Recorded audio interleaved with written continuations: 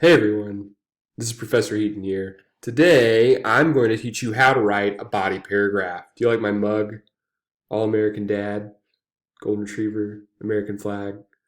My daughter gave this to me for Christmas. I have a daughter. Can you believe I'm in charge of other human beings? Two of them. Alright, and the reason why I'm drinking this tea in front of you right now is because of my delightful little acronym to help you remember how to compose a body paragraph. And that is T.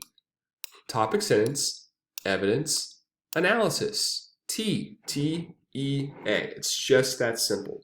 So I want you to imagine that whenever you're writing a body paragraph that you're sitting somewhere in France in a delightful little river wearing your nice beret. Maybe it's nestled nicely into a whole little chain of mountains there. And as you're writing poetry, you're sipping your nice, delightful tea. Maybe Earl Grey, maybe some ginseng, pinky out.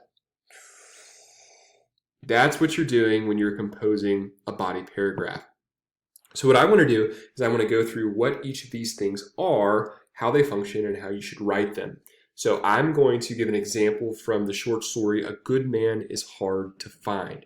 So I'm just going to compose this body paragraph as if I was responding to the prompt asking me, what is the thematic idea behind A Good Man is Hard to Find? Or what argument does A Good Man is Hard to Find make? Okay? Now, for any of you that are reading that story in one of my classes or for an assignment, sorry, you might get a little bit of spoilers. Just keep that in mind. So for my topic sentence, what I want to do, the first part of T-E-A, is I want to make an argument that I'm going to unpack in this whole body paragraph. A topic sentence is just the first sentence of a paragraph that makes the argument that you will then prove within that paragraph. Now, if you're doing this for an essay, it should correlate directly with your thesis statement, meaning that you should be referencing a specific idea or detail that you already have mentioned within your thesis statement. So for my topic sentence here, I'm going to build an argument. I will say, Flannery O'Connor's, and then it's a short story, so I want to put it in quotation marks. A good man is hard to find, argues morality and social class are not inherently linked. Good. So that's the argument that I'm going to be making for this body paragraph. That's my topic sentence. The first sentence of my paragraph, it lays out an argument. Now, some students in the topic sentence, they want to give me their quotes and their evidence. Don't do that yet. Just hold off until we get to the evidence or even the analysis portion of your body paragraph. I have a lot of students here that don't want to make an argument. They'll either mention a fact from an article that we read, so something like social class often determines the effectiveness of our education, something like that, or the quality of our education, rather. And that can work, but it's not as strong. I want you to make an argument that a reasonable person could disagree with. And lots of times when we're doing fiction or a short story, I'll have students that give me plot for the topic sentence. So they'll say something like, the grandmother in A Good Man is Hard to Find is stuck up. It's like, well, yeah. Or the grandmother causes a car wreck in A Good Man is Hard to Find. It's like, well, yeah, but that's just a fact. Like, you can't write an essay about that. You can't write a body paragraph about that because it's not an argument. So you need to have your own spicy opinion here that you're trying to persuade me of. Okay? So now that I've laid out a good, concise, specific argument with my topic sentence, what I want to do is I want to demonstrate that argument with evidence from the text. So what I'm going to do is I'm going to go to the story. And this is the quote I want to use. Listen, the grandmother almost screamed. I know you're a good man. You don't look a bit like you have common blood. I know you must come from nice people. So I'm actually going to copy that text, and this is what I'm going to use in my evidence portion. Okay, so I'm going to paste it in. Got some wonky text right there. Let's go ahead and format that just so it looks nice and clean. I'm all about that Avener. Do you guys use Avener? Do you guys care about your font? You probably don't care about your font. Okay, so there we go. That's the quote that I'm going to use. I also want to make sure that I give it an in-text citation. So I'm putting the last name of the author, and also comes from page 9 in the text. And this is something that's really weird. I'm going to put a period at the end of the in-text citation. And even though I have an exclamation point here, I still want to put the period at the end of the in-text citation. If that was a question mark, I would do the same thing, but I would not put a period there. I don't make up the rules. That's just how it is. You don't put a period at the end of the quotes if you're going to follow it with the in-text citation. Okay? But if it's an exclamation point or question mark, you still include the period.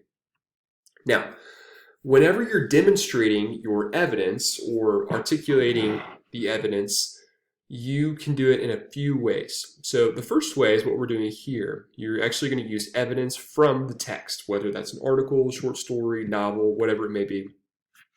That's one way you can do it. Another way you can do it is by building a logical argument, so an argument from reason.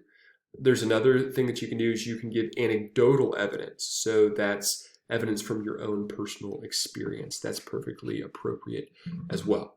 Okay? Now, something I want to do here is I want to make sure that I give this a little bit of context, because most of my readers have probably never read the story before, and this kind of leads them or leaves them just completely lost in what my argument is. So what I like doing whenever I'm introducing a quote, I like to make sure that I include the situation and that I include the speaker. So what's happening and who said it. Okay, so here's what we're doing. I'll say, when the grandmother is pleading with the misfit to spare her life, she, and actually we'll use this verb we use here, she screams. Okay, so now what I've done here is I've given a little bit of context. I've explained that the grandmother's the one who says this, and also that she's speaking to the misfit, begging him not to kill her. A spoiler alert. When the grandmother is pleading with the misfit to spare her life, she screams, "Listen," the grandmother almost screamed, "I don't want to have that there because I just said that she's saying it." So what I'm going to do is I'm going to delete this text. And whenever you delete text in a quote, you need to indicate to your reader that you're manipulating with the actual words from the text. And I'm going to do that with an ellipsis. So ... So listen, I know you're a good man. You don't look a bit like you have common blood. I know you must come from nice people. So that's the evidence portion. And so for the final portion of T, I have to analyze it. I have to talk about why that quote is actually proving the argument that I made within my topic sentence. And I'm able to also include my own thoughts, ideas, and opinions in this portion as well. So if you're stuck on this portion, it's really important to make sure that you're analyzing here. And a good starter for this that I like to do is I like to say, this is significant to our understanding of the story. I like doing that just to get the ball rolling. If you're having trouble and you're writing about fiction specifically, that's a really good way to go about it. Please note that if you're analyzing an article, that's not a story, right? So say article, something like that. So I'll say this is significant to our understanding of the story. And before I keep writing, I want to keep in mind, what is it that I'm trying to prove here? Well, let's look at my topic sentence. I'm arguing that morality and social class are not inherently linked. So I'll say this is significant to our understanding of the story because it reveals the grandmother thinks the misfit is a good person because of his high class upbringing. Okay? But I got to keep going. I can't just leave it there because that's not arguing that morality and social class are not inherently linked. However, his murderous character not only demonstrates the grandmother's faulty ideas, but proves the overall arguments of the story. Okay, I'm going to move. Can I move this? I can move that. Look at that. That's amazing. The overall argument of the story. Morality is not a quality linked to the amount of money we have. It is a quality found both present and absent in people across the socioeconomic spectrum. Okay, so let's take a look back at this and just to make sure everything looks okay. And this is me just kind of riffing here. So it might be a little bit jagged, it might not be too smooth, and that's okay. It's just a rough draft. Okay, Flannery O'Connor's A Good Man is Hard to Find argues morality and social class are not inherently linked. When the grandmother is pleading with the misfit to spare her life, she screams, "Listen, I know you're a good man. You don't look a bit like you have common blood. I know you must come from nice people." This is significant to our understanding of the story because it reveals the grandmother, it reveals that the grandmother thinks the misfit is a good person because of his high-class upbringing. However, his murderous character not only demonstrates the grandmother's faulty ideas, but proves the overall argument of the story. Morality is not a quality linked to the amount of money we have. It is a quality found both present and absent in people across the socioeconomic spectrum. Good. It's not bad. I like it. So this is how we build the body paragraph. We make an argument with our topic sentence.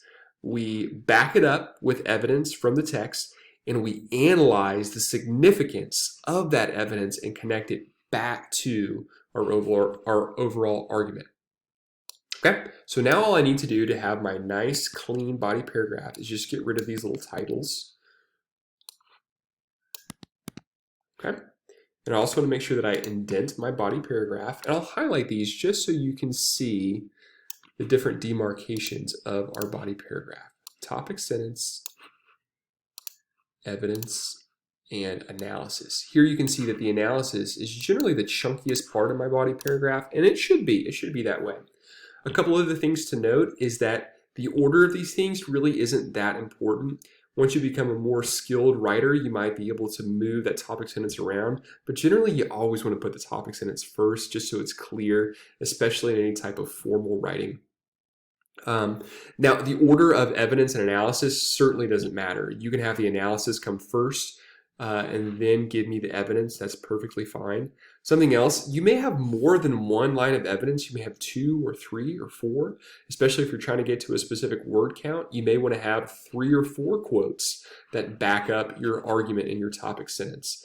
And even beyond that, you can have multiple lines of analysis as well. So you could theoretically have a body paragraph that goes T, E, A, E, A, E, A. That's fine. So it doesn't matter how many of these things you have. You're always going to have pretty much one topic sentence. You could have 4 or 5 lines of evidence. You could have 3 or 4 lines of analysis. That's fine. All that you need to keep in mind and remember is that each body paragraph has to have these elements: topic sentence, evidence, and analysis. Okay? So that is T. I hope you remember it for the rest of your life. Whenever you're writing or drinking tea, may you think of this video. Oh! It was empty. Did I get you? Were you worried? You were scared. You were thinking, Professor Heaton's computer is ruined. But it's not. It's not. Anyway, there's T. I hope this video finds you all well. Happy writing. Please contact me through my office hours or email if you need help.